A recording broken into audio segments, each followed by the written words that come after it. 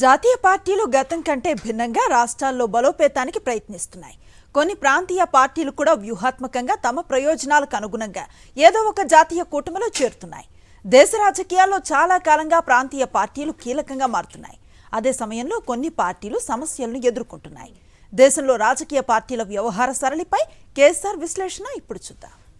దేశంలో ప్రాంతీయ పార్టీలు ఏదో ఒక జాతీయ కూటమిలో భాగస్వామి అయితేనే ప్రయోజనమా అన్న చర్చ జరుగుతోంది. కొన్ని ప్రాంతీయ పార్టీలు తమ విధానాలు, తమ సిద్ధాంతాలు, తమ వెనుక ఉండే ఓట్ బ్యాంక్ ఆధారంగా జాతీయ పార్టీల కూటమిలో కలవాలా వద్దా అన్న నిర్ణయాలు తీసుకుంటున్నాయి. కొన్ని పార్టీలు పూర్తి అవకాశవాదంతో ఎటు వెళితే ఉపయోగమని అనుకుంటాయో అటు వెళుతున్నాయి. కేంద్రంలో ఉన్న ప్రభుత్వాలు ఒకప్పుడు రాష్ట్రాల్లోని రాజకీయాల్లో అంతగా తలదూర్చేవి కావు.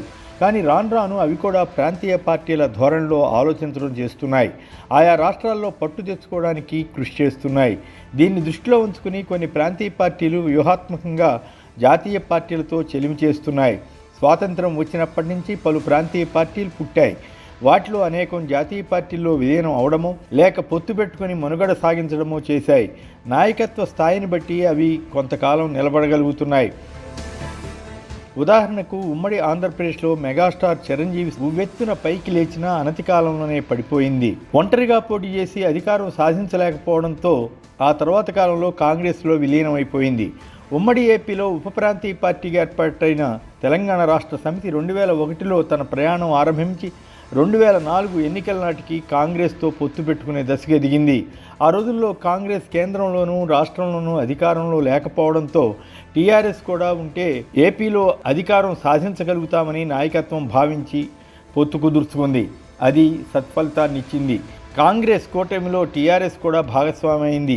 తద్వారా కాంగ్రెస్ కూడా కేంద్రంలోనూ రాష్ట్రంలోనూ అధికారం పొందింది. టీఆర్ఎస్ తెలంగాణ సాధనకు ఏర్పాటైన ఉద్యమ పార్టీ కనుక కొద్ది కాలానికే కూటమి నుంచి విడిపోయింది.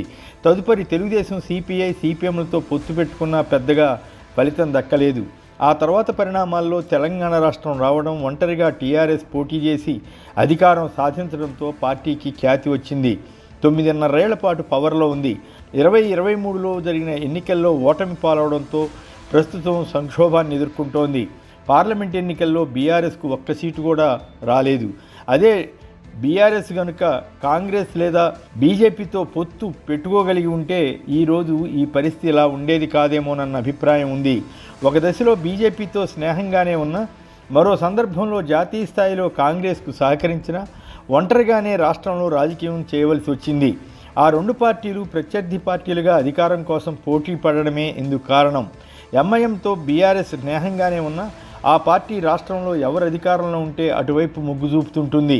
ఈ నేపథ్యంలో బీఆర్ఎస్ ఇప్పుడు తన ఉనికిని కాపాడుకునే పనిలో పడింది. కాంగ్రెస్ తెలంగాణలో అధికారం సాధించడానికి యత్నిస్తున్న పార్టీ కావడం, బీజేపీతో పొత్తు వల్ల ముస్లిం మైనారిటీల మద్దతు రాదేమోనన్న అనుమానంతో పొత్తుల వైపు బీఆర్ఎస్ చూడలేదు. తెలుగుదేశం పార్టీ 1983 నుంచి ఏదో ఒక కూటమిలో భాగస్వామిగానే ఉండడం విశేషం. తిరిగి 2014 నాటికి బీజేపీతో జతగట్టి లాభం పొందింది. అప్పుడే ఏర్పడిన జనసేన కూడా ఇందుకు ఉపయోగపడింది. 2018లో బీజేపీ నుంచి విడిపోయి కాంగ్రెస్ కూటమిలో టీడీపీ చేరి తెలంగాణలో పోటీ చేసింది. అది సఫలం కాకపోవడంతో 2019 ఏపీ ఎన్నికల్లో ఒంటరిగా పోటీ చేసి దెబ్బతింది. అలాగే జనసేన కూడా 2019లో బీఎస్పీ వామపక్షాలతో కూటమి గట్టినా ప్రయోజనం కలగలేదు. దాన్ని దృష్టిలో ఉంచుకుని టీడీపీ వ్యూహాత్మకంగా పావులు కదిపింది. పవన్ కళ్యాణ్ ద్వారా టీడీపీ అధినాయకత్వం ఎన్డీఏ కూటమిలో చేరడానికి కర్చీఫ్ వేసింది. ఈలోగా టీడీపీ రాజ్యసభ సభ్యులు 4 బీజేపీలోకి పంపించి తన తరఫున పనిచేసేలా ఏర్పాటు చేసుకుంది. ఇలాంటి వ్యూహాల్లో చంద్రబాబు నిపుణుడే అని చెప్పాలి. తొలుత బీజేపీకి అంత ఇష్టం లేకపోయినా జనసేన ఒత్తిడి, ఇతర కారణాలతో మళ్ళీ టీడీపీని ఎన్డీఏలోకి చేర్చుకున్నారు. అది సత్ఫలితాన్నిచ్చి రాష్ట్రంలో అధికారం పొందడమే కాక కేంద్ర ప్రభుత్వానికి కీలకమైన మద్దతిచ్చే దశకు టీడీపీ చేరుకుంది. కాంగ్రెస్ నుంచి బయటకు వచ్చిన వైఎస్ జగన్మోహన్ రెడ్డి సొంతంగా వైఎస్ఆర్ కాంగ్రెస్ని ఏర్పాటు చేసుకుని ఒంటరిగానే ప్రయాణం సాగించారు. దాన్నే ఇప్పటికీ కొనసాగిస్తున్నారు. 2019లో ఘన విజయం తర్వాత వైసీపీ కనుక ఎన్డీఏలో అధికారికంగా చేరి ఉన్నట్లయితే కేంద్రంలో తనకు మంచి పట్టు లభించినట్లయ్యేది.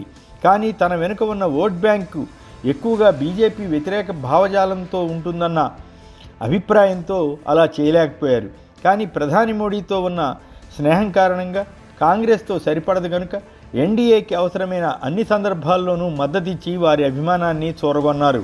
2024 ఎన్నికలకు ముందు బీజేపీ కేంద్ర నాయకత్వం వైసీపీకి పొత్తు ఆఫర్ ఇచ్చినా అందుకు సిద్ధపడలేదని చెబుతారు. అయినా ప్రస్తుతం రాజ్యసభలో 11 మంది, లోక్సభలో 4 ఎంపీలు వైసీపీకి ఉన్నారు.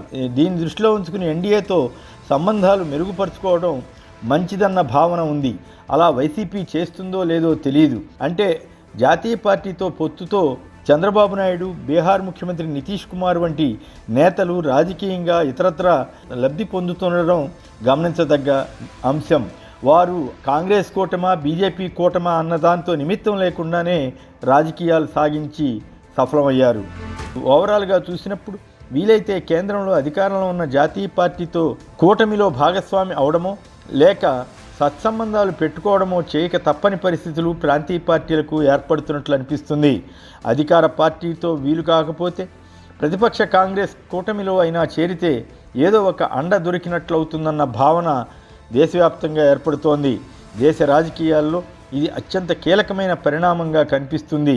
లేకుంటే రాష్ట్ర స్థాయిలో, కేంద్ర స్థాయిలో ప్రాంతీయ పార్టీలు పలు సమస్యలను ఎదుర్కోవలసి వస్తోంది.